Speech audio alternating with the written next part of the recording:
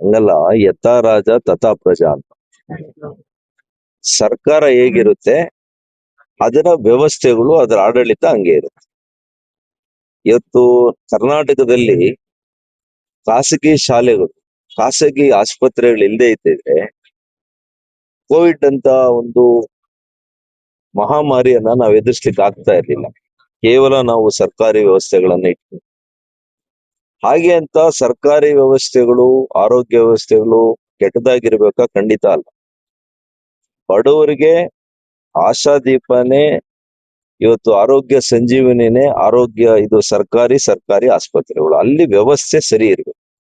ಎಲ್ಲಾ ವೈದ್ಯರಿದ್ದಾರೆ, ಎಲ್ಲಾ ಆಸ್ಪತ್ರೆಗಳಿದೆ, ಗುಣಮಟ್ಟದ ಉಪಕರಣಗಳಿದೆ. ಇಷ್ಟಿದ್ರೂ ಕೂಡ ಯಾಕೆ ಆಗ್ತಾ ಇಲ್ಲ ಅಂತಂದ್ರೆ ಆಡಳಿತ ವ್ಯವಸ್ಥೆ ಸರಿ.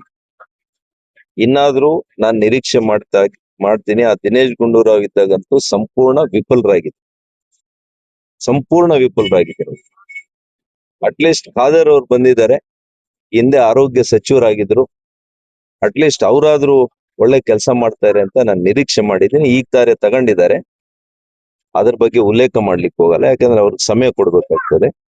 ಇನ್ನಾದ್ರೂ ಏನು ಹಳಿ ತಪ್ಪಿತ್ತು ಸರ್ಕಾರದ ಆರೋಗ್ಯ ವ್ಯವಸ್ಥೆ, ಅದನ್ನ ದಯವಿಟ್ಟು ನಿಮ್ಮ ಆಡಳಿತದ 2 ವರ್ಷದ ಆಡಳಿತ ಅವಧಿಯಲ್ಲಿ ಅದನ್ನ ಸರಿಯಾಗಿ ಮಾಡಿ ಅಂತೇಳಿ ನಾನು ಮನವಿಯನ್ನ ಮಾಡ್ತೀನಿ.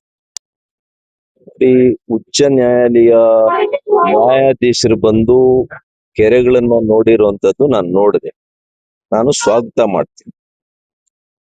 ಆದ್ರೆ ಚುನಾಯಿತ ಪ್ರತಿನಿಧಿಗಳಾಗ್ಲಿ, ನ್ಯಾಯಾಧೀಶರಾಗ್ಲಿ, ನಾವ್ಯಾರೂ ಕೂಡ ತಾಂತ್ರಿಕವಾಗಿ ನಾವು ಅರ್ಹರಲ್ಲ. ತಂತ್ರಜ್ಞಾನ ನಮಗಷ್ಟು ಅರ್ಹತೆ ಇಲ್ಲ ಅದ್ರ ಬಗ್ಗೆ ಉಲ್ಲೇಖ ಮಾಡ್ಲಿಕ್ಕೆ. ಅದನ್ನು ಉಲ್ಲೇಖ ಮಾಡುವಂತವ್ರು ಬೇರೆ ಇದೆ. ಅವರು ನಿರ್ದೇಶನ ಮಾಡಿ. ಉಚ್ಚ ನ್ಯಾಯಾಲಯಕ್ಕೆ ಅಧಿಕಾರ ಇರೋದೇನು?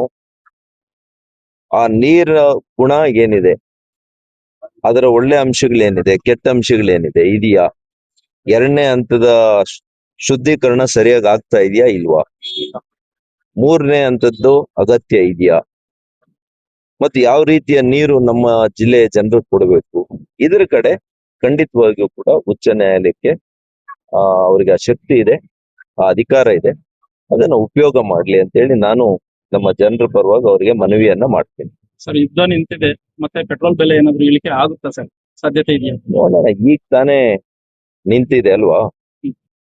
ಈಗ ಯುದ್ಧ ಪ್ರಾರಂಭ ಆಗಿದ ದಿವ್ಸನೇ ನಾವು ಹೆಚ್ಚಿಗೆ ಮಾಡ್ಲಿಲ್ಲ. ಪಾಪ ಕಾಂಗ್ರೆಸ್ ಅವ್ರಿಗೆ ಹೇಳಿ, ಅವಾಗ್ಲೇ ಸ್ಟಾರ್ಟ್ ಮಾಡ್ಕೊಂಡವ್ರೆ. ನಾವು ಯುದ್ಧ ಸ್ಟಾರ್ಟ್ ಮಾಡಿದ ದಿವ್ಸನೇ ಪೆಟ್ರೋಲ್ ಡೀಸೆಲ್ ಜಾಸ್ತಿ ಆಯ್ತಾ? ಗ್ಯಾಸ್ ಜಾಸ್ತಿ ಆಯ್ತಾ? ಇಲ್ಲ. ಹಾಗಾಗಿ ಆ ಆಯಿಲ್ ಕಂಪನೀಸ್ ಇದೆಯಲ್ಲ, ನಮ್ಮ ಕೇಂದ್ರ ಸರ್ಕಾರದ ಆಯಿಲ್ ಕಂಪನೀಸು ಪ್ರತಿ ದಿವಸ ಕೋಟ್ಯಾಂತರ ರೂಪಾಯಿ ಲಾಸ್ ಆಗಿದೆ ಈಗಾಗಲೇ.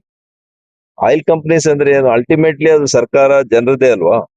ಹಾಗಾಗಿ ಅದನ್ನೆಲ್ಲ ನೋಡ್ಕೊಂಡು ನನಗೆ ನಿರೀಕ್ಷೆ ಇದೆ, ಕಡಿಮೆ ಮಾಡ್ತಾರೆ.